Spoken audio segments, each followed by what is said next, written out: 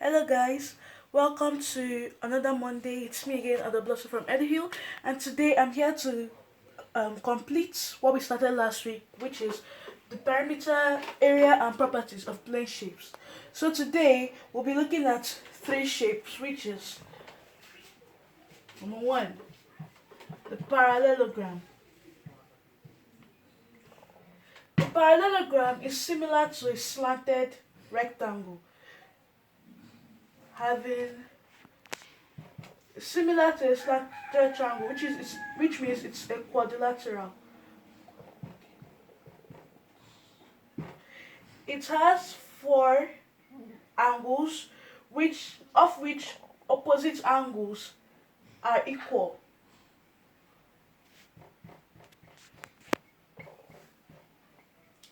Opposite angles are equal.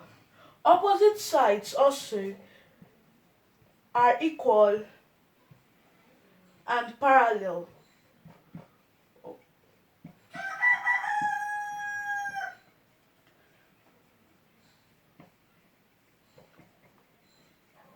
And it also has two diagonals cutting across it, which act as both diagonals and lines of symmetry. Now, the two lines of symmetry, the two diagonals in a parallelogram meet at the center, but and bisect themselves at the center, but they do not meet at a 90 degrees angle because a parallelogram is not straight like a rectangle. So the diagonals they are kind of slanted. So when they are meeting, they are not meeting at a 90 degrees angle straight, but something bigger than a 90 degrees angle. So since the parallelogram is sort of like a rectangle, the perimeter of a parallelogram will be equals to 2L plus B, in which L is the length and B is the breadth. But the the area of a parallelogram is not like that of a rectangle. So the area of a parallelogram is base times height, which is where the base is the full length of one diagonal base, and the height is the half of the other diagonal, which is which is base times height. Because if you look at this diagram, we have two triangles in this parallelogram. This is the first triangle, and this is the second triangle. So if you have two triangles and one area of a triangle is half base times height, so half base times height times two triangles over 1, 2, 2. That means the area will be equals to base times height. Now the second shape you are going to be looking at is a trapezium.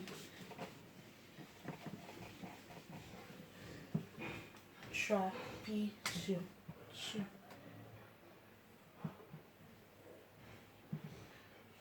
Trapezium. Now the trapezium is the only shape that does not have a line of symmetry.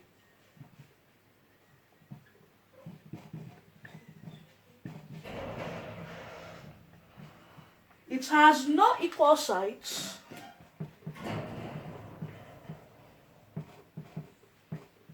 and opposite sides are and has two opposite and parallel sides, which is side A and side B.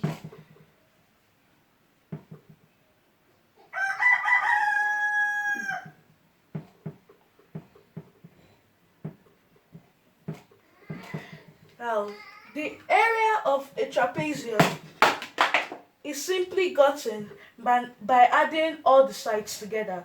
So if this is A, this is B, this is C, this is D, the perimeter of a trapezium is simply gotten by adding A plus B plus C plus D. Simple. You've gotten your perimeter.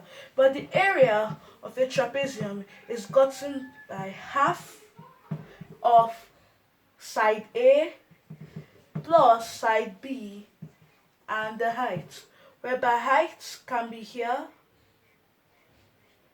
height, or height can be here, somewhere around here.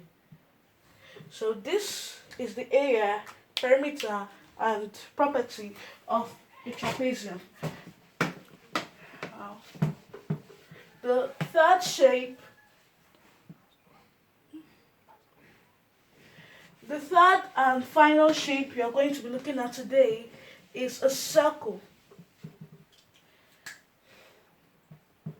Circle. The circle is the only shape that has an infinite number of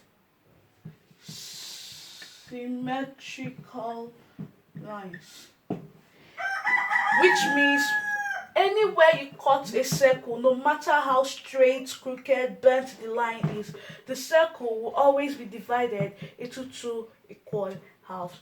Now the perimeter or the circumference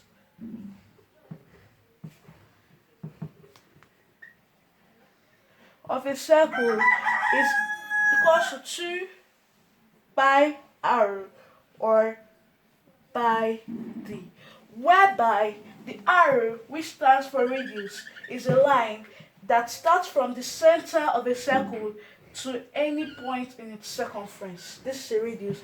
And a diameter is a line which cuts across the center of a circle and dividing it into two equal halves. So the circumference of a circle is 2 pi r or rd.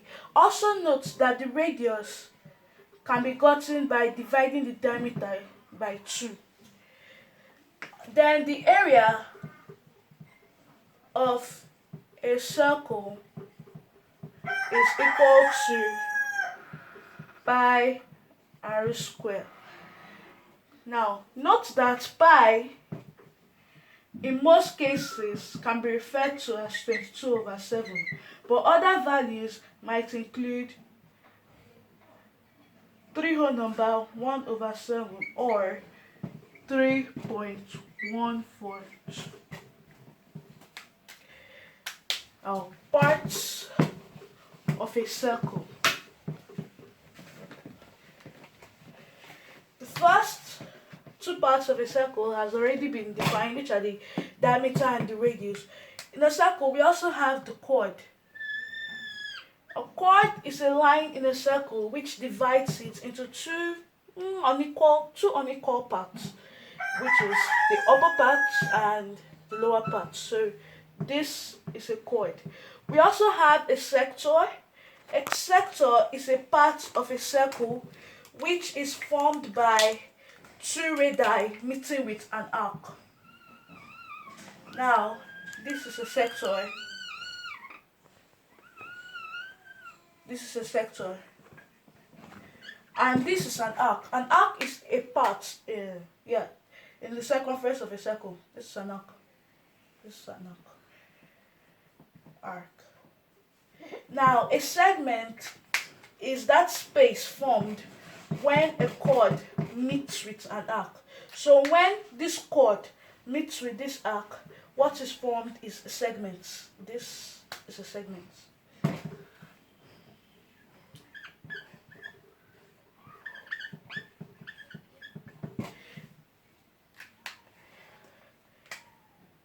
Yeah, that's all. So thank you guys for watching today's show. We'll see you again next week, same time. Bye.